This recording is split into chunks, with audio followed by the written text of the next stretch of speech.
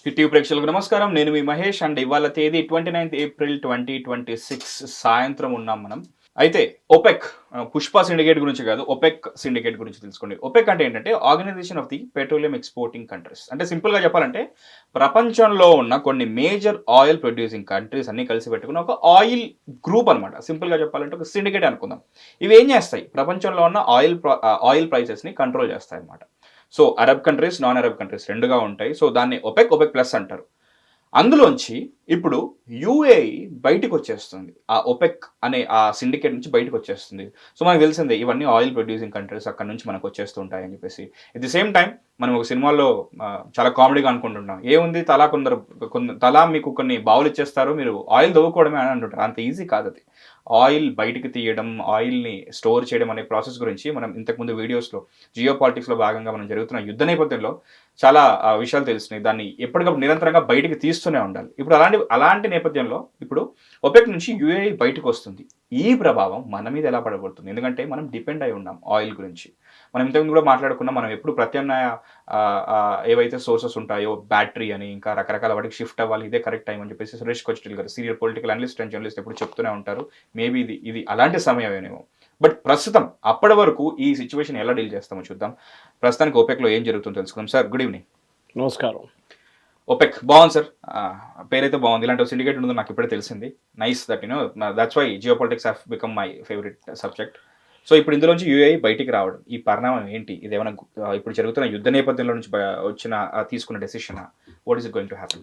మన అక్కడికి వచ్చే ముందు ఓపెక్ గురించి మన ప్రేక్షకులు కొంచెం చెప్దాం. Please sir. మీరు చెప్పారు ఇది organization of petroleum exporting countries అని. ఇది permanent intergovernmental organization. Okay, Baghdad conference జరిగింది. అప్పుడు సెప్టెంబర్ 10 to 14, 1960. సెప్టెంబర్ 10వ తారీఖు నుంచి 14వ తారీఖు 1960. అంటే మనం ఇప్పుడు మాట్లాడుతుంది ఆల్మోస్ట్ 66 సంవత్సరాల ముందు. ఓకే, 40 + 20 60 + 6 66. ఈ ఓపెక్ మెంబర్స్ అప్పుడు ఫామ్ చేసినప్పుడు ఇనీషియలీ అదే టైం ఆయిల్ వీళ్ళు తవ్వి తీసడం మొదలుపెట్టారు. అక్కడ ఉన్న కొలోనియల్ పవర్స్ అక్కడి నుంచి వెళ్ళడం మొదలుపెట్టారు.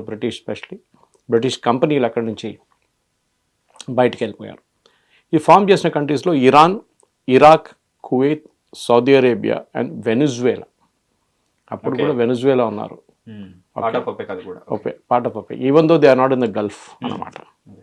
ఈ 5 ఫౌండింగ్ మెంబర్స్తో పాటు ఖతార్ 1961లో జాయిన్ అయ్యారు. కానీ ఖతార్ చాలా మట్టుకు ఒక మెర్క్యూరియల్ నేషన్. అంటే వాళ్ళు స్టేబుల్ కాదు వాళ్ళ మైండ్లో. ఇవాళ ఎస్ అంటారు, రేపు నో అంటారు, మళ్ళీ ఎస్ అంటారు, మళ్ళీ నో అంటారు. అట్లాంటి వాళ్ళ బిహేవియర్ ఉండే ముందు. ఇప్పుడు కొంచెం స్టేబుల్ అయ్యారు. ఖతార్ 61లో జాయిన్ అయ్యారు. వాళ్ళు 2019లో బయటకు వచ్చేసారు. Course quite some time. 2019లో ఒపెక్ నుంచి బయటకు వచ్చేసారు. చాలా రోజుల ముందుగా, అబౌట్ 7 years ago అన్నమాట. దాని తర్వాత ఇండోనేషియా 1962లో జాయిన్ అయ్యారు. వాళ్ళ మెంబర్షిప్ సస్పెండ్ చేసుకున్నారు 2009లో. తర్వాత మళ్ళీ 2016లో మళ్ళీ రీయాక్టివేట్ చేసుకున్నారు ఇండోనేషియా. ఓకే, ఇండోనేషియా కూడా ఒక ఆయిల్ ఎక్స్పోర్టింగ్ కంట్రీ. ఆలోచించండి, అది కూడా అరబ్ కంట్రీ కాదు. ఓకే, దాని తర్వాత మనం చూస్తే next United Arab Emirates. Of course Indonesia 5-6 సార్లు ఒక రొటేటింగ్ డోర్ ఫిలాసఫీ ఫాలో చేసి వస్తారు వెళ్ళిపోతుంటారు అనమాట. దాని తర్వాత UAE, United Arab Emirates. They were not the original founders. UAE తర్వాత 1967లో జాయిన్ అయ్యారు. 1960లో ఆర్గనైజేషన్ వచ్చింది. 67లో జాయిన్ అయ్యారు. Algeria 69, Nigeria 1971, ఎక్వెడార్ 1973. తర్వాత వాళ్ళు కూడా వాళ్ళ మెంబర్షిప్ చేసుకున్నారు, మళ్ళీ విత్డ్రా చేసుకున్నారు, వాళ్ళు వెళ్ళిపోయారు. గెబాన్ 1975. చాలా మటుకు హిస్టరీలు, జాగ్రఫీలు ఇక్కడ వస్తాయి బయటికి. దాని తర్వాత ఈక్వటోరియల్ గినీ 2017 అండ్ కాంగో 2018. మనం ఎప్పుడు ఆయిల్ అనుకుంటే మనం ఈ గల్ఫ్ కంట్రీస్ అనుకుంటాం. ఆఫ్రికాలో కూడా చాలా మటుకు countries are producing oil. Okay, అదే దానికోసం చెప్తాను. ఒపెక్ ప్లస్ మన దేశాలు 60% ప్రొడక్షన్ చేస్తారు లోకంలో. అనుకుంటారు ఈ దుబాయ్ వీటి నుంచి వస్తాయి. 40% ఓపెక్ కంట్రీస్ దగ్గర ఉంది. సో నాన్ ఓపెక్ కంట్రీస్ దగ్గర ఎక్కువ ఉంది అన్నమాట వాళ్ళ కెపాసిటీ, ప్రొడక్షన్ కెపాసిటీ. ఒపెక్ ఎందుకు తీసుకొచ్చారంటే వాళ్ళు ఫస్ట్ ఆఫ్ కోర్స్ వాళ్ళ హెడ్ క్వార్టర్స్ జెనీవాలో ఉండే, దాని తర్వాత దాన్ని వియన్నాకి షిఫ్ట్ చేశారు ఆస్ట్రేలియా. ఓకే. అక్కడ కూడా ఒక ఇంట్రెస్టింగ్ స్టోరీ ఉంది, సపరేట్ స్టోరీ అది. ఒక టైంలో ఈ మీటింగ్ జరిగే టైంలో ఈ చాలా ఏం చెప్తారు రిచ్ నేషన్స్ వీళ్ళందరూ కూర్చొని ఇయర్లీ మీటింగ్ ఉంటుంది. ఆయిల్ ప్రొడ్యూస్ చేస్తున్నారు కదా సార్, వాళ్ళు ఎంత ప్రొడక్షన్ తగ్గించాలి, ప్రొడక్షన్ ఎంత తగ్గిస్తారో రేట్లు అంత పెరుగుతుంది. Demand and supply chain simple. So వీళ్ళు ఎందుకు ఫామ్ చేశారంటే కార్టెల్ అంటే మీరు రేట్లు ఫిక్స్ చేసుకుంటారు. భారతదేశంలో అది ఇల్లీగల్. మన దగ్గర సిమెంట్ కార్టెల్స్ మనం వినుంటాం. Recently competition commission of India వాళ్ళ మీద చర్యలు తీసుకున్నారు. కాంపిటీషన్ కమిషన్ ఆఫ్ ఇండియా వాళ్ళు 10 మంది కూర్చొని సిమెంట్ కంపెనీస్ ఇండియాలో ఒక పని చేయడం, మనం రేపటి నుంచి ఒక ఎక్స్ రేట్, ఈ రేట్ ఫిక్స్ చేద్దాం సిమెంట్కి, దీని తక్కువ మీరు ఎవ్వరు అమ్మకూడదు అని చెప్పి వాళ్ళు నడిమిట్లో డిసైడ్ చేసుకుంటారు. అంటే మా ప్రొడక్షన్ కాస్ట్ మీట్ అవుతుంది, ప్రాఫిట్ మీట్ అవుతుంది, కానీ ఎవడో నాకని తక్కువ అమ్ముతున్నాడు మార్కెట్లో, దానికోసం నా మార్కెట్ షేర్ పోతుంది అని కంప్లైంట్ చేస్తున్నాడు. అందరు కూర్చొని మాట్లాడతారు. ఎవరికి నష్టం కాకుండా మీరు ఈ టెరిటరీలు అమ్మండి, మీరు ఈ టెరిటరీలు అమ్మండి, మీరు ఇంత అమ్మండి, మీరు ఇంత అమ్మండి, వాళ్ళ నడిమిట్లో ఒక కార్టెల్ ఫామ్ చేసుకుంటారు. Okay. That is a constant thing. అది మన ఆయిల్లో కూడా చూస్తాం, కుకింగ్ ఆయిల్లో కూడా చూస్తాం. అది మన దగ్గర కార్టెల్ ఉంటుంది. అక్కడ government of India competition commission of India పెట్టారు. ఈవెన్ అడ్వాన్స్ కంట్రీస్ కూడా ఈ కాంపిటీషన్ కమిషన్ అట్లాంటిది ఉంటుంది వాళ్ళ దగ్గర కూడా. కానీ ఓపెక్ వచ్చేటప్పుడు ఎందుకు వచ్చిందంటే సౌదీ అరేబియా దీంట్లో చాలా మటుకు వాళ్ళు సెల్ఫిష్ ఇంట్రెస్ట్ ఉంది. Okay. Being one of the largest number 1 అని చెప్పొచ్చు producer of crude oil. Actually reserves అన్నిటికంటే ఎక్కువ ఉన్నది వెనిజువేలా దగ్గర. కానీ వెనిజువేలా వాళ్ళ ఆయిల్ విస్కాసిటీ చాలా థిక్ ఉంటుంది. మీకు దీనికన్నా ముందు నేను చెప్పాను అది. సో వాళ్ళు అది కాకుండా వాళ్ళ దగ్గర టెక్నాలజీ లేదు ఎక్కువ, పెట్టుబడి పెట్టడానికి ఎవరు రెడీగా లేరు. So they are not able to pump oil out ఎక్కువ. కానీ రిజర్వ్స్ ఉంది వాళ్ళ దగ్గర. నెక్స్ట్ ఒక 30 సంవత్సరాల దాకా వాళ్ళు నడిపించుకోవచ్చు, అంత ఆయిల్ ఉంది వాళ్ళ దగ్గర. ఓకే. కానీ వాళ్ళు బయటకు తీయలేకపోతున్నారు. అక్కడ ముందు 2 అమెరికన్ కంపెనీస్ ఉండే, వాళ్ళు చాలా బాగా పనిచేశారు. వాళ్ళు దీంట్లో పెట్టుబడి పెట్టారు, తీసుకెళ్తున్నాడు. అక్కడ హ్యూగో షావేజ్ అని చెప్పి ఈ మడూరోని ఇప్పుడు పట్టుకెళ్ళారు చూడండి, ఆయన బాస్ ఉండే, ఆయనకన్నా ముందు ప్రెసిడెంట్ ఉండే. ఆయన నేషనలైజ్ చేసి పడేశారు వాళ్ళని. అంటే వాళ్ళు పెట్టిన పెట్టుబడి మొత్తం పోయింది, అది గవర్నమెంట్ కంపెనీ అయిపోయింది. ఓకే, వెనిజువేలన్ గవర్నమెంట్ కంపెనీ అయిపోయింది. సో అప్పుడు మళ్ళీ ప్రొడక్షన్ పడిపోయింది. ఓకే. సో నేను ఇదంతా ఎందుకు చెప్తున్నా అంటే బేసిక్లీ ఒపెక్ హిస్టరీ ఒకటి ఉంది. వీళ్ళ మెయిన్ ఎయిమ్ ఏంటంటే మా ప్రైసెస్ తగ్గకూడదు. ఓకే, మా ప్రొడక్షన్ కాస్ట్ ఇంత ఉంటే మా ప్రైసెస్ ఇంత ఉండాలి, మాకు లాభం ఇంత ఉండాలి కన్సిస్టెంట్. మిగతా వాళ్ళు నాన్ ఒపెక్ కంట్రీస్ అంటే మీరు మనలాంటి కన్జ్యూమింగ్ కంట్రీస్కి సస్తే జావని వాళ్ళు, కానీ మా లాభాలు తగ్గకూడదు. మేము ఏం చెప్తారు గోల్డెన్ టాయిలెట్స్ కట్టుకుంటాము, మేము పెద్ద పెద్ద ఎయిర్క్రాఫ్ట్ కొనుక్కుంటాము, మేము 5 star 7 star luxurious life style read చేస్తాము, కానీ మిగతా వాళ్ళు వస్తే వస్తారు. మాకు అది ఆగకూడని ఇండస్ట్రీ కాబట్టి one of those never ever stopping industry. You can never stop pumping. అదొక ప్రాబ్లం ఉంది. కానీ నేను ఇంట్రెస్టింగ్ స్టోరీ ఏం చెప్పానంటే నాకు ఎగ్జాక్ట్లీ డేట్ గుర్తులేదు, కానీ ఎప్పుడో ఒకసారి ఈ మీటింగ్ జరిగినప్పుడు ఈ ప్యాలెస్టైన్ లిబరేషన్ ఆర్గనైజేషన్ అని చెప్పి ఒక ఆర్గనైజేషన్ ఉండే, యాసిర్ అరఫాత్. ఇప్పుడు వాళ్ళ పేరు మారిపోయింది, వాళ్ళని ప్యాలెస్టీనియన్ అథారిటీ అని గాజాలో అండ్ వెస్ట్ బ్యాంక్లో పిలుస్తారు.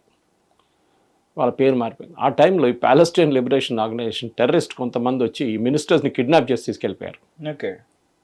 ఓకే, డబ్బులు ఉంది కదా, చాలా డబ్బులు ఉంది వాళ్ళ దగ్గర, కిడ్నాప్ చేసుకున్నారు. ఈవెన్ దో వీళ్ళు ముస్లిమ్స్, వాళ్ళు ముస్లిమ్స్, వాళ్ళ దానికోసం అది అంటే వాళ్ళు అది సపరేట్ స్టోరీ, మనం ఇంకో రోజు చేద్దాం అది. ఎనివే ఇది మన దీని నుంచి డివేట్ అయిపోతాం. కానీ ఏం చెప్తాం అంటే అంత టెన్షన్ ఉండే. ఆ టైంలో ఒపెక్ మీటింగ్ జరిగిందంటే నాకు గుర్తుంది, నేను అప్పుడు కాలేజ్లో ఉన్నప్పుడు కూడా ఆ టైంలో కొంచెం యాక్టివ్గా ఫాలో చేస్తుండే న్యూస్. అప్పుడు I'm talking of the 1970 late 70s. అప్పుడు టెన్షన్ ఉంటుండే ఒపెక్ మీటింగ్ అనగానే ఏం జరుగుతుందో రేపు. అంటే అంతా ఎక్కువ లేకుండా అప్పుడు ₹7 ఉండే పెట్రోల్కి లీటర్, కానీ పెరుగుతుంది. మీ అప్పటి కరెన్సీకి అది నా స్కూటర్ ఉండే ఒకటి ఆ టైంలో బజాజ్. అనుకున్నారు రేట్లు పెరుగుతుందని, ఎందుకంటే వీళ్ళు కార్టెల్ మీట్ అవుతారు, వీళ్ళు డిసైడ్ చేస్తారు ఓకే ఎంత మనం మొత్తం ప్రొడక్షన్ ఈ నెల per day. Okay, it is 50 million barrels per day. మనం 10 మంది నడిమిట్లో ఒక పని చేద్దాం, 50ని కట్ చేసి 40 చేసేద్దాం. అప్పుడు అందరంటే అయ్యా మా రెవెన్యూ తగ్గిపోతుంది, రేటు పెరుగుతుంది, రెవెన్యూ ఈక్వల్ అయిపోతుంది. భయపడకండి. ఓకే, మీ రెవెన్యూ పెరుగుతుంది బికాజ్ రేటు పెరుగుతుంది. ఓకే, 30 అప్పుడున్న ఫర్ ఎగ్జాంపుల్ $30 పర్ బ్యాలర్ 35 అయిపోతుంది. సో మీ రెవెన్యూ పోదు ఎక్కడికి, ఇదొక అడ్వాంటేజ్ ఉంటుంది. సో ఈ ఒపెక్ దాని తర్వాత వాళ్ళ ఆబ్జెక్టివ్ ఏంటంటే ఒకటి అఫ్ కోర్స్ వాళ్ళు చెప్పిన దాని ప్రకారం స్టేబుల్ ప్రైసెస్ ఉండాలి. అంటే మేము తవ్వి తీసేదానికి మాకు కొంచెం ప్రాఫిట్ కూడా ఉంటే మాకు బాగుంటుంది, అండర్ కట్ చేయకూడదు అని చెప్పేసి. కానీ మనం ఏం చూస్తున్నాం అంటే ఇది ఫామ్ చేసినప్పుడు టైం నుంచి వీళ్ళకి ఒక పొలిటికల్ ఎయిమ్ కూడా ఉండే. ఓకే, అది మనం చూసుకుంటూ వస్తున్న చాలా రోజుల నుంచి నడుస్తుంది పొలిటికల్ ఎయిమ్ వీళ్ళది. ఏంటంటే ఒకటి సౌదీ అరేబియా వాళ్ళ అరబ్ కంట్రీస్ నడిమిట్లో అంటే జీసీసీ కంట్రీస్ నడిమిట్లో ఒక లీడర్షిప్ పొజిషన్ ట్రై చేస్తుండేవాళ్ళు. మేము సైజులో అన్నిటికంటే పెద్దది బై జాగ్రఫీ, మేము లీడర్షిప్ పొజిషన్ ఉండాలని చెప్పి సౌదీ అరేబియా ఎప్పటి నుంచో ట్రై చేస్తున్నాం. సో ఈ మ్యానిపులేషన్ ఆఫ్ ఆయిల్ ప్రైసెస్లో వీళ్ళు నంబర్ 1 కిలాడి Saudi Arabia. Okay, so UAE is the second largest producer of oil. Okay, so Saudi Arabia number 1, UAE number 2. Okay, కానీ అమంగ్ వరల్డ్ వైడ్ ఒపెక్ ప్లస్లో they are number 3. Okay, Venezuela వస్తుంది నడిమిట్లో అప్పుడప్పుడు. Iran కూడా చాలా పెద్ద producer ఉండే ఆ టైం. బట్ వాళ్ళ పైన శాంక్షన్స్ ఉన్నాయి. అప్పుడు కాదు, ఇప్పుడు కాదు, వీఆర్ టాకింగ్ 60s 70s. అప్పుడు లేదు. ఓకే, అప్పుడు లేదు, 70s తర్వాత కదా, 79 తర్వాతనే వీళ్ళ మీద శాంక్షన్స్ వచ్చింది. ఇది షా ఆఫ్ ఇరాన్ పోయిన తర్వాత, ఖొమేనీ వచ్చిన తర్వాతనే అమెరికన్ ఎంబసీలో హాస్టేజెస్ దాని నుంచి మళ్ళీ శాంక్షన్ స్టార్ట్ అయింది వీళ్ళకి. ఇది 60sలో, వీఆర్ టాకింగ్ 60s 70s నుంచి వీళ్ళు ఉన్నారన్నమాట.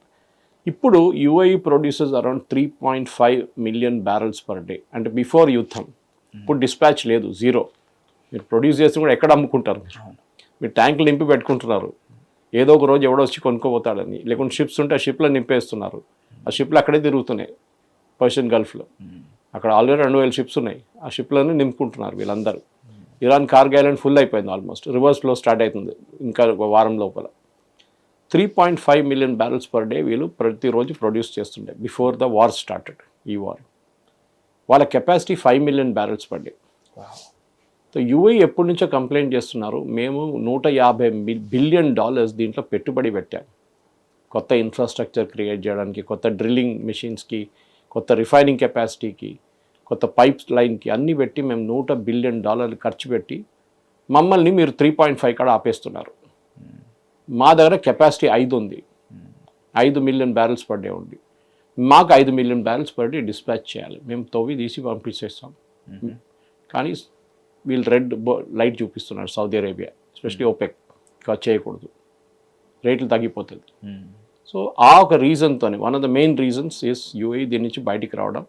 ఓపెక్ నుంచి ఇవాళ జరిగిన దాన్ని 3 రోజుల నుంచి 3rd డే అంటే ఈ వీకెండ్లో వాళ్ళు బయటకు వచ్చేస్తారు ఓపెక్ నుంచి. కైండ్ ఆఫ్ అంతర్గత యుద్ధం ఇది బేసికలీ. కరెక్ట్, దానికి చాలా పెద్ద స్టోరీ ఉంది మహేష్ దీంట్లో. ఒకటి, యూఏఈ అనే ఒక దేశం, ఇట్స్ ఎమిరాట్స్, 7 ఎమిరేట్స్ ఉంటుంది, దాంట్లో దుబాయ్కి ఆయిల్ లేదు.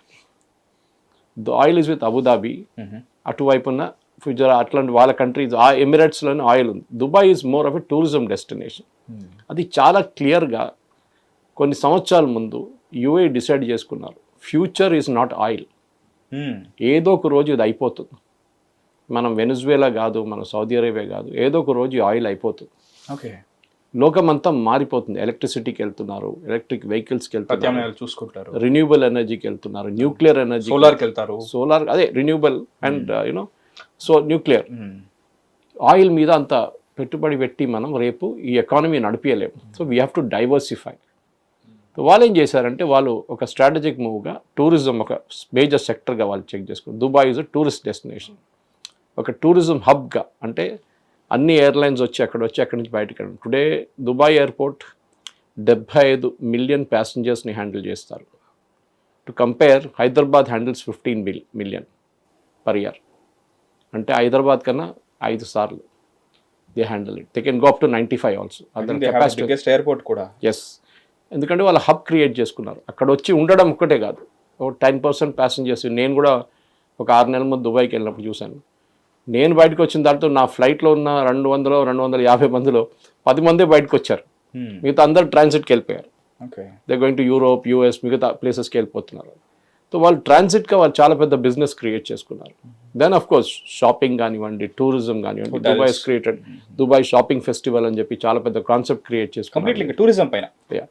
సో వీళ్ళు సౌదీ అరేబియాకి ఇది నచ్చలేదు.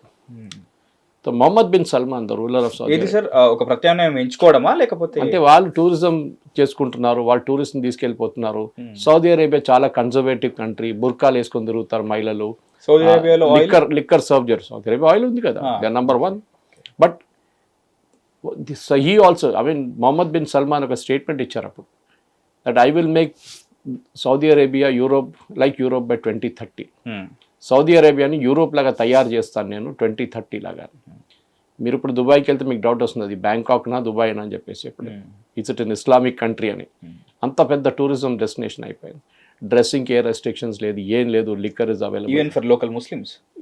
They of course they are conservative, but అక్కడ వస్తున్న బయట నుంచి మంచి ఎక్కువ ఉంటుంది. ఫర్ ఎగ్జాంపుల్ ఖతార్లో ఉన్నది, just giving an example, Qatar local population 4 లక్షలే. కానీ వాళ్ళ బయట నుంచి ఉన్న ఎక్స్పాట్రేట్ పాపులేషన్ దానికన్నా చాలా ఎక్కువ. Okay, so the running joke was, కువైత్ని ఆక్యుపై చేసుకున్నప్పుడు సద్దాం హుస్సేన్ కువైత్ మీద దాడి చేశారు కదా, పెద్ద యుద్ధం చేశారు, దాని తర్వాత తిరిగి వెళ్ళాల్సి వచ్చింది ఆయనకి.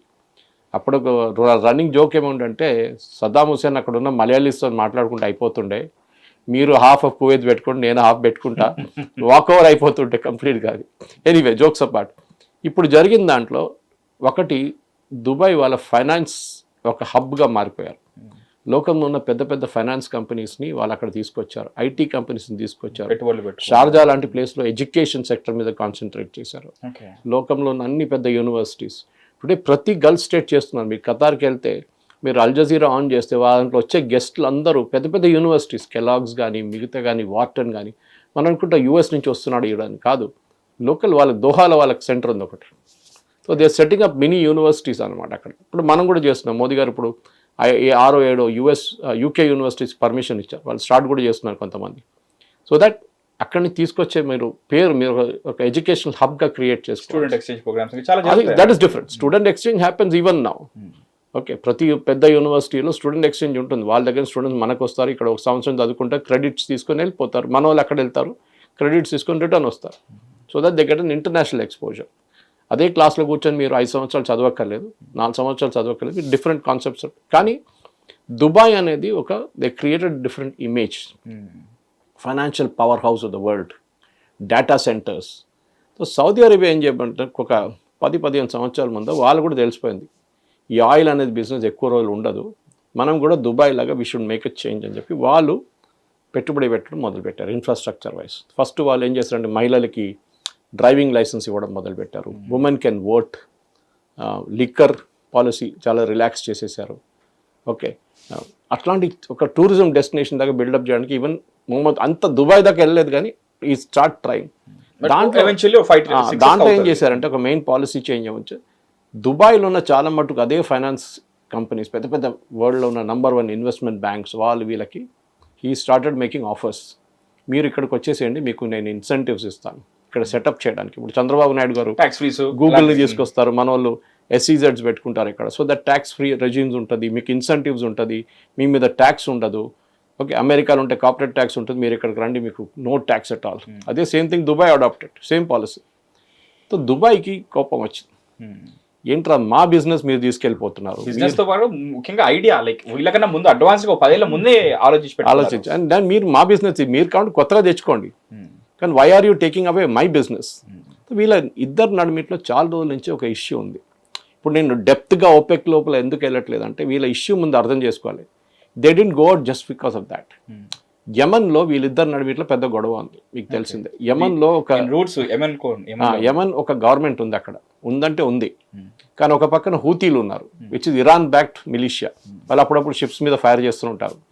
ఓకే, యమన్ గవర్నమెంట్ ఒకటి ఉంది, కానీ చాలా అన్స్టేబుల్ గవర్నమెంట్. వాళ్ళకి ఎక్కువ సపోర్ట్ లేదు, వాళ్ళకి ఎక్కువ ఆయుధాలు లేవు, ఆర్మీ లేదు, ఏం లేదు వాళ్ళకి.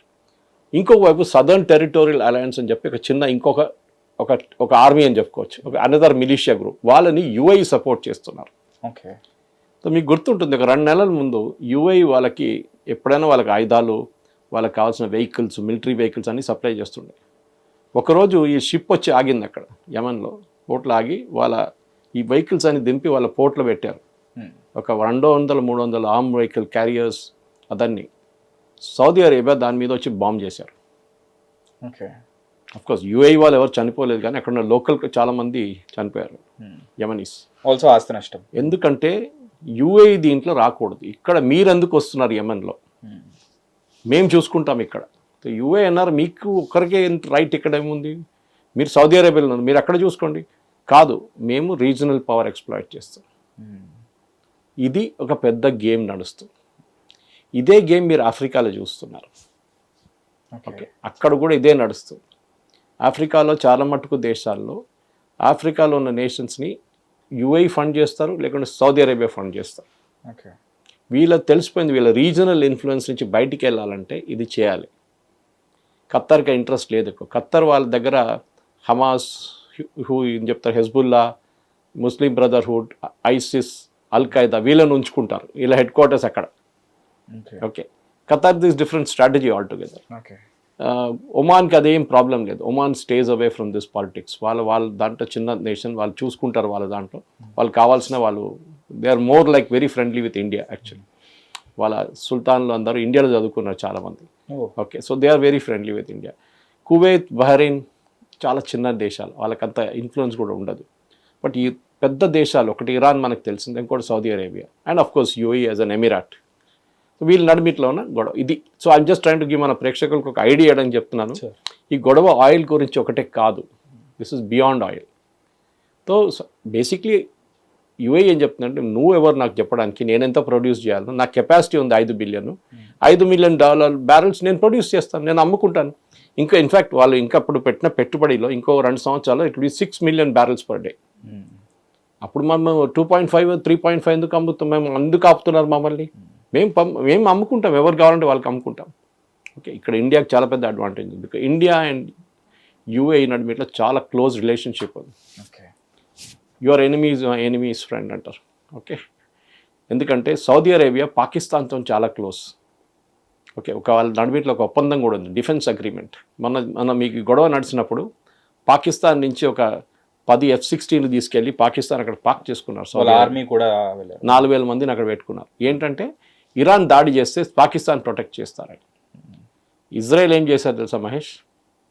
ఇజ్రాయెల్ పిలిపించుకున్నాడు. ఎవరు? యూఏఈ ఇజ్రాయెల్ పిలిపించుకొని మీ అయన్ డోమ్ ఇక్కడ పెట్టండి అని చెప్పారు. మనం డిస్కస్ చేసాం. You can never imagine Gulf country, Arab nation, ఒక ఇజ్రాయెల్ లాంటి దేశాన్ని తీసుకొచ్చి ఇక్కడ మీరు మా నడిమిట్లో కూర్చోండి ఇక్కడ అని చెప్తారు. వాళ్ళ పర్సనల్ కూడా తీసుకొచ్చారు, వాళ్ళ మనుషులు కూడా తీసుకొచ్చారు ఆపరేట్ చేయడానికి. అది చాలా క్లీన్గా అడ్డుకున్నారు. సో న్యాచురల్, ఎందుకంటే అబ్రహాం అకార్డ్ సైన్ చేసిన first Arab nation is UAE.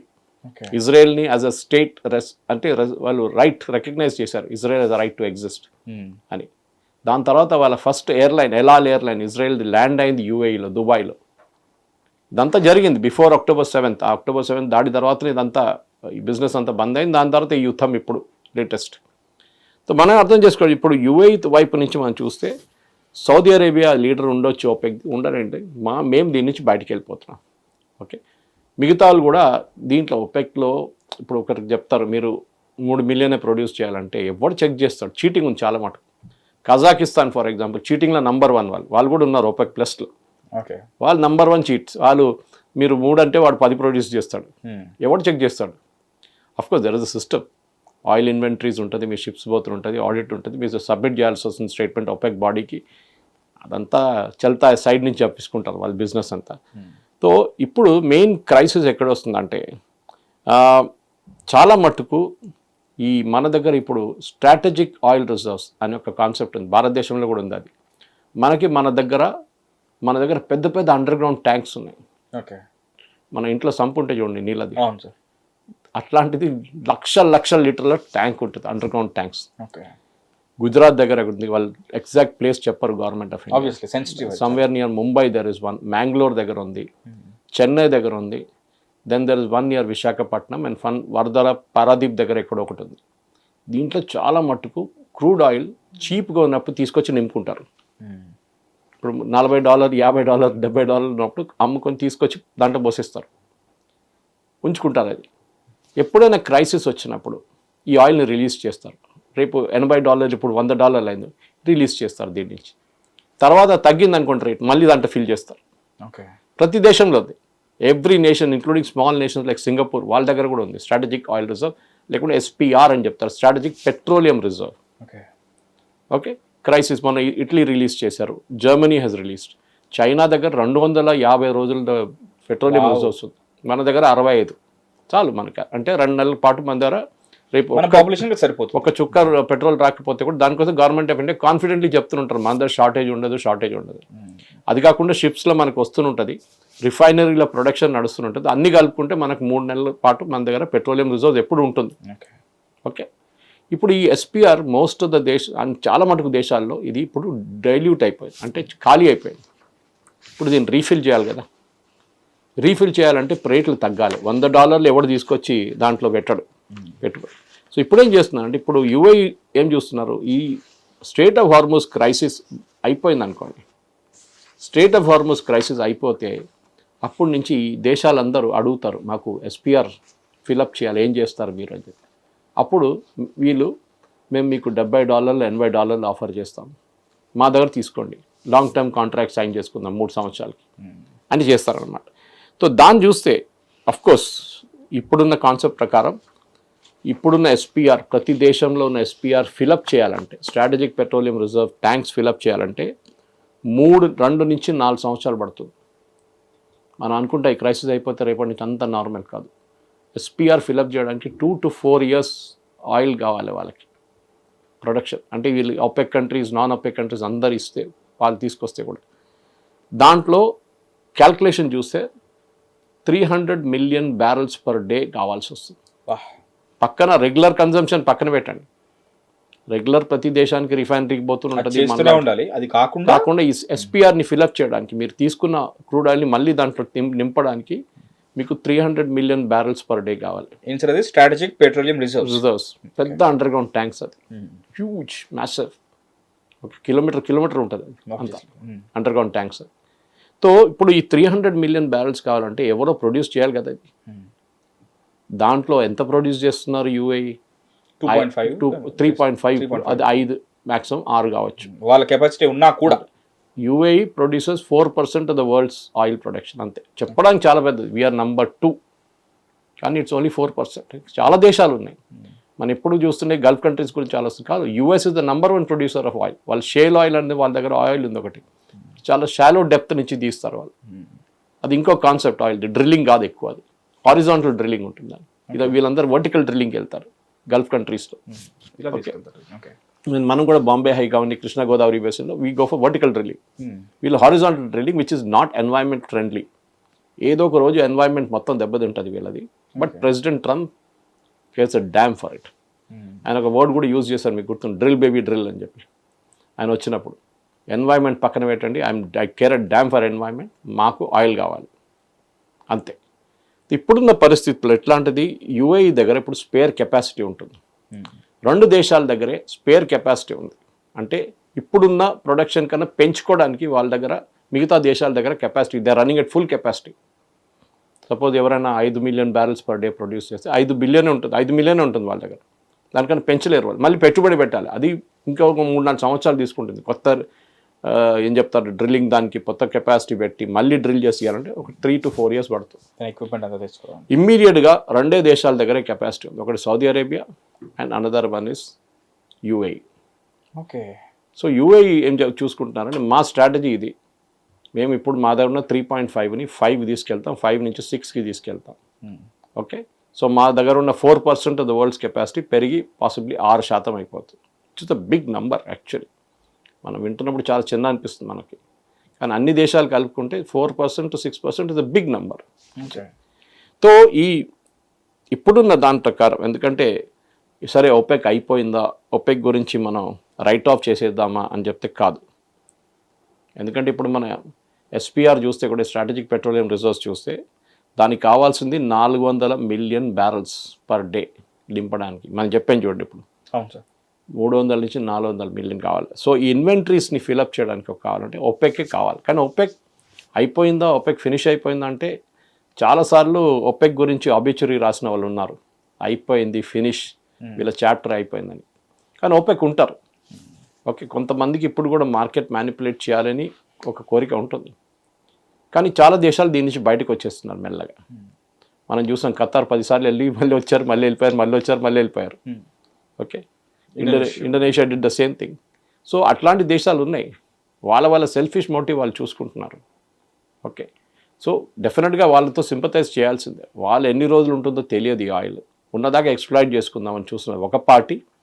ఇంకో పార్టీ ఏమంటున్నారు, మేము చాలా కన్జర్వ్ చేసుకుని మెల్లమెల్లగా చేసుకుంటాము, ఇంకా పొడిగించుకుంటూ పోతాం మా లైఫ్, సో దట్ మా నెక్స్ట్ 10 జనరేషన్లు తినడానికి ఏమైనా ఉంటుంది వాళ్ళ దగ్గర అని చెప్పేసి.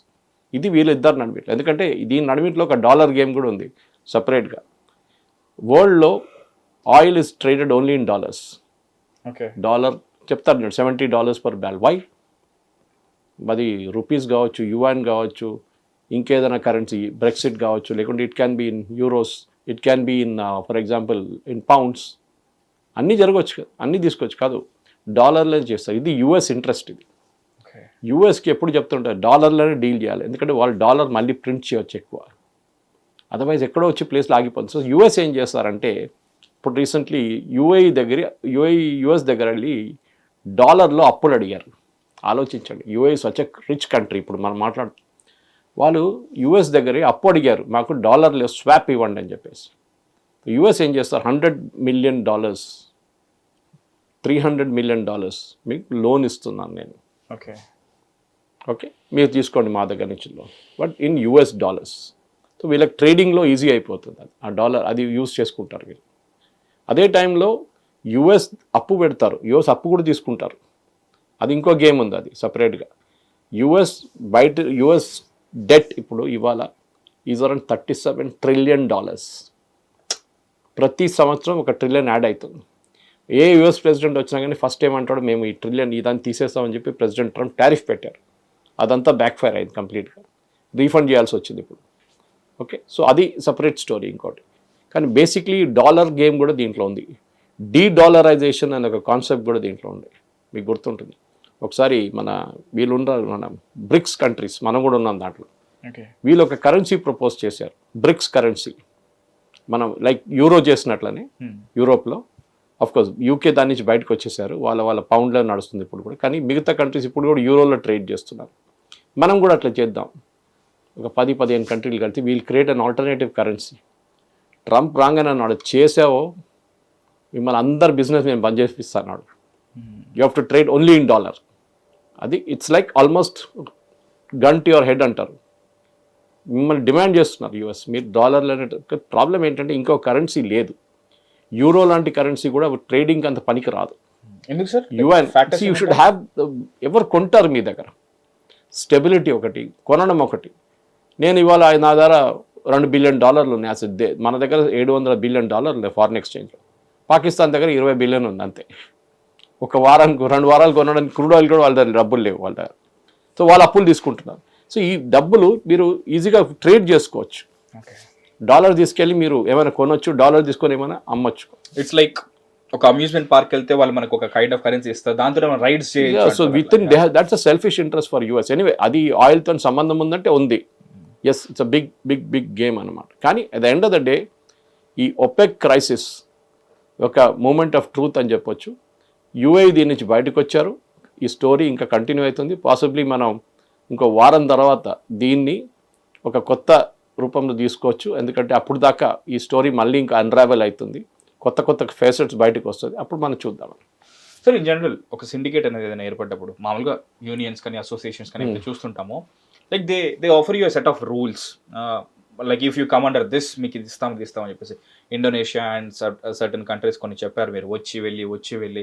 సో అలా వచ్చి వెళ్తున్న ప్రాసెస్లో వాళ్ళకు ఉన్న అడ్వాంటేజెస్ ఏంటి, డిసడ్వాంటేజెస్ ఏంటి, అలా వెళ్తున్నప్పుడు వాళ్ళపైన ఏమి లైక్ ఆంక్షలు ఉండవా? ఉంటుంది, కానీ ఎప్పుడైనా మీరు ఒక సిండికేట్ ఫామ్ చేసినప్పుడు, నేను సిమెంట్కి ఎగ్జాంపుల్ ఇచ్చాను, భారతదేశంలో స్టీల్ సిండికేట్ ఉండే మన దగ్గర. టాటా స్టీలు, వీళ్ళు చాలా మటుకు స్టీల్ కంపెనీ, జిందాల్, వీళ్ళందరూ కలిసి కార్టెల్ ఫామ్ చేశారు. స్టీల్ దీనికన్నా తక్కువ అమ్మకూడదు, ఈ రేట్ కన్నా తక్కువ అమ్మకూడదు. ఓకే, అగైన్ కన్జ్యూమర్స్ వస్తే వాడు దావని, కానీ మన ప్రాఫిట్ రెడ్యూస్ చేయకూడదు, ఎవరు అండర్ కట్ చేయకూడదు. సో బెనిఫిట్స్ ఏంటి, మీకు కొన్ని రోజులు మీరు నడిపించుకోవచ్చు. కానీ మన దగ్గర ఒక కాంపిటీషన్ కమిషన్ ఆఫ్ ఇండియా అనే ఒక కాన్సెప్ట్ లేకుండా మీరు ఎవరి దగ్గర వెళ్ళి కంప్లైంట్ చేస్తారు, గవర్నమెంట్ దగ్గర వెళ్తారు, అది అక్కడ వాడు ఉంటుంది ఫైల్. సో సిసిఏ అనే ఒక concept, they have to take a decision with certain number of days అని ఒకటి ఉంది, రూల్ ఉంది. అది వాళ్ళ కంప్లైంట్ వస్తే, సో కంప్లైంట్ రాగానే వాళ్ళు అది తీసుకుంటారు. సమ్టైమ్స్ సూమోటో తీసుకుంటారు వాళ్ళ కంప్లైంట్ ఆన్ దేర్ ఓన్, అది కూడా ఉందన్నమాట. సో ఒపెక్ అనే కాన్సెప్ట్ మనం చూస్తే చాలా మటుకు మహేష్, మన ప్రేక్షకులు కూడా ఇప్పుడు ఒక స్టోరీ అర్థమై ఉంటుంది, దట్ ఇట్లాంటి ఒక గ్రూప్ ఉంది, దీంట్లో మెయిన్ కంట్రీస్ మనం ముందు కూడా చెప్పాం, that is led by Saudi Arabia. వాళ్ళకి ఒక సెల్ఫిష్ ఇంట్రెస్ట్ ఉండే ప్రొడక్షన్ని ఒక ఒక ఒక ఏం చెప్తారు కర్టైల్ చేయడానికి, తగ్గించడానికి. సో దట్ డిమాండ్కి పాటు వాళ్ళ రేటు పెరుగుతుంది. ఆ రేటు పెరిగినప్పుడు వాళ్ళకి లాభాలు ఎక్కువ వస్తాయి. ఇది వాళ్ళ సెల్ఫిష్ మోటివ్ ఉంటుంది. దాని నుంచి యూఐ బయటకు వచ్చి దీన్ని బ్రేక్ చేశారంటే ఎస్, కానీ ఇంకా వీళ్ళు ముందుకు ఇట్లనే సాగెళ్తారంటే ఉంటుంది. ఎందుకంటే ఇప్పుడు కూడా సౌదీ అరేబియా దగ్గర కెపాసిటీ ఉంది అది చేయడానికి, మిగతా దేశాలని ఆర్డర్ చేయ, కానీ అంత ఇన్ఫ్లుయెన్స్ ఇప్పుడు లేదు. యూఎస్ కూడా వీళ్ళని ఎక్కువ సపోర్ట్ చేయట్లేదు, ఎందుకంటే వాళ్ళ సెల్ఫిష్ ఇంట్రెస్ట్ ఒకటి ఉంది షేల్ ఆయిల్ అమ్మడానికి ఇంటర్నేషనల్ మార్కెట్. అదే అనమాట. సార్ ఎప్పుడైనా సరే ఒక గ్రూప్కి, ఒక గుంపుకి ఒకరే ఉండి ఎదురెళ్ళినప్పుడు ఆబ్వియస్లీ వాళ్ళ పైన చాలా వరకు ఆంక్షలు విధిస్తూ ఉంటారు. మరి ఇప్పుడు దీని నుంచి బయటకు వస్తే యూఏ పైన ఉండే ప్రభావం ఏంటి? అట్ ది సేమ్ టైం ఇప్పుడు ఆయిల్ బ్యారెల్ $100కి చేరింది. సో ఇప్పుడు యూఏ బయటకు వస్తే ప్రైసెస్ ఏమైనా తగ్గింది? ఎందుకంటే మనకి మంచి రిలేషన్షిప్స్ ఉన్నాయి విత్ ఇండియా. మనకి ఏమన్నా తగ్గుతుందా oil price? It will take minimum 2 to 3 months minimum. ఎందుకంటే మీరు ఓవర్ నైట్ మీరు ఇవాళ నేను 2.5 ప్రొడ్యూస్ చేస్తున్నాను, రేపు పొద్దున్న నుంచి నేను 6 million or 5 million barrels produce చేస్తున్నా అంటే కాదు. ఆ ఇన్ఫ్రాస్ట్రక్చర్ ఉంది మీ దగ్గర, కానీ ఆ పంపింగ్ అంతా స్టార్ట్ చేయడానికి, ఆ ప్రొడక్షన్ కెపాసిటీ ప్లాన్ చేయడానికి, స్టోరేజ్ ప్లాన్ చేయడానికి, డిస్పాచ్ ప్లాన్ చేయడానికి, అండ్ ముందే స్ట్రేట్ ఆఫ్ హోర్ముజే బంద్ పడి ఉంది. సో మీరేమో అమ్ముకుంటారు, ఉన్న 3.5 కూడా ఇప్పుడు వెళ్ళట్లేదు. ఈ 3.5 ఫిగర్ అని చెప్పేది it was before the war, after the war కాదు ఇది. సో యాజ్ ఆఫ్ నౌ ఇప్పుడు వాళ్ళు ఏం చేయలేరు. As long term as there will be a gain ఉంటుంది, షార్ట్ టర్మ్ ఇప్పుడు కాదు. బట్ కనెక్టింగ్ ది డాట్స్, నాకు ఎండ్ ఆఫ్ ద డే మళ్ళీ నాకు ఇక్కడ ట్రంప్ అతని పాలసీసే కనిపిస్తున్నాయి సార్. అతని డాలర్, ఎందుకంటే not just Trump, any American president to that matter of fact. So ఇప్పుడు ట్రంప్ 2026 పాలసీస్ వల్ల యూఏకి బెనిఫిట్ అవుతుంది. సో అందుకే వాళ్ళు సౌదీ డామినేషన్ నుంచి బయటకు వచ్చేసారనే టాక్ ఉంది. So is that true? Because ఇజ్రాయెల్తో టైఅప్ ఉంది చూడండి, అది చాలా పవర్ఫుల్. ఒక డిఫెన్స్ టైఅప్ ఒకటే కాదు, అమెరికా ఒక రెస్పెక్ట్ చేస్తున్న, భయపడుతున్న ఒకటే దేశం ఇజ్రాయెల్. ఓకే, వాళ్ళకున్న లాబింగ్ పవర్, వాళ్ళకున్న మిలిటరీ పవర్, వాళ్ళకున్న ఎయిర్ ఫోర్స్ పవర్ అన్నమాట. సో దానికి మెయిన్ రీజన్. ఓకే, సో రానున్న రోజుల్లో అంటే ఇప్పుడు UAE is also not small nation. ఇప్పుడు వాళ్ళకున్న పవర్ పరంగా, వాళ్ళకున్న like as a financial power వాళ్ళు కూడా చాలా గొప్ప మంచి స్టాండర్డ్స్లో ఉన్నారు. మనకి ఏమన్నా ప్లస్ అవుతుందా, మైనస్ అవుతుందా? మనం తీసుకోవాల్సిన జాగ్రత్తలు ఏంటి, లైక్ ఇండైరెక్ట్లీ అండ్ ఇండైరెక్ట్లీ? మన ప్రోడక్ట్ మిక్స్ డైవర్సిఫై చేయాల్సి వస్తుంది, ఒక దేశం మీద డిపెండ్ కాకూడదు. అది మనం చాలా పెద్ద లెసన్ నేర్చుకున్నాం. అసలు చెప్పాలంటే ఆయిల్ పైన డిపెండ్ కాకూడదు, ఇంకా ప్రత్యామ్నాయాల పైన ఉండాలి. అది separate, even with in oil మనం డైవర్సిఫై చేసుకోవాలి. ఒక సౌదీ అరేబియా కాదు, ఒక ఇరాన్ కాదు, ఒక ఇరాక్ కాదు, ఒక యుఏఈ కాదు, ఎక్కడి నుంచైనా మనకు. దాని మొన్న నిర్మలా సీతారామన్ గారు చెప్పారనమాట, we will buy from whoever gives us the best deal. మాకు ఎవరు బెస్ట్ డీల్ ఇస్తారో వాళ్ళ దగ్గర కొంటాం. రష్యా ఉండొచ్చు, అది సౌదీ అరేబియా ఉండొచ్చు, వెనజువేలా ఉండొచ్చు, ఎవరైనా ఉండొచ్చు. బాగుంది సార్. సో మొత్తానికి ఒక సిండికేట్, మనకి ఇక్కడ మనకు వచ్చే పెట్రోల్ వెనకాల ఉండే ఆ సిండికేట్ గురించి క్లియర్గా ఎక్స్ప్లెయిన్ చేశారు. Thank you so much. Hopefully ఇందాక మనం అనాలిసిస్లో భాగంగా మనం ఏదైతే అనుకున్నామో అది కాస్త జరిగి యూఏఈ నిజంగా కొంచెం పక్కకు వచ్చి కొంచెం ఆయిల్ ప్రైసెస్ తగ్గితే అది కొంచెం బెటర్గానే ఉంటుంది. Thank you so much sir, దీని గురించి క్లియర్గా ఎక్స్ప్లెయిన్ చేసినారు. Stay tuned to hit TV. This is Mahesh. Hit TV app, ఇందులో short news, live news, entertainment shows, movies, digital magazines తో పాటు మీ జిల్లా వార్తలను కూడా ఫ్రీగా చూడొచ్చు. ఇంకెందుకు ఆలస్యం, వెంటనే హిట్ టీవీ యాప్ ని డౌన్లోడ్ చేసుకుని ఫ్రీగా ఎంటర్టైన్మెంట్ పొందండి. Hit TV app, hit TV app, please download hit TV app. Hit TV యాప్ని ఫ్రీగా డౌన్లోడ్ చేసుకొని ఎంజాయ్ చేయండి. మీకు నచ్చిన ఎంటర్టైన్మెంట్ కోసం హిట్ టీవీ యాప్ ని ఫ్రీగా డౌన్లోడ్ చేసుకుని ఎంజాయ్ చేయండి. హిట్ టీవీ యాప్ ని డౌన్లోడ్ చేసుకుని ఆస్వాదించండి, ఆశీర్వదించండి. ఇంతమంది సెలబ్రిటీలు హిట్ టీవీ యాప్ ని డౌన్లోడ్ చేసుకోండి అని చెప్తున్నారంటే ఎంత మంచి యాప్ ఆలోచించండి. అమెరికా అమెరికా అమెరికా అమెరికాలో చదవాలనుకునే వాళ్ళకి విశ్వసనీయమైన పేరు మన శౌర్య కన్సల్టెన్సీ. UK లో 1 year masters, UK లో 1 year masters, 2 years work permit up to 5 years visa. Contact Saurya Consultancy. Contact 89851 89851.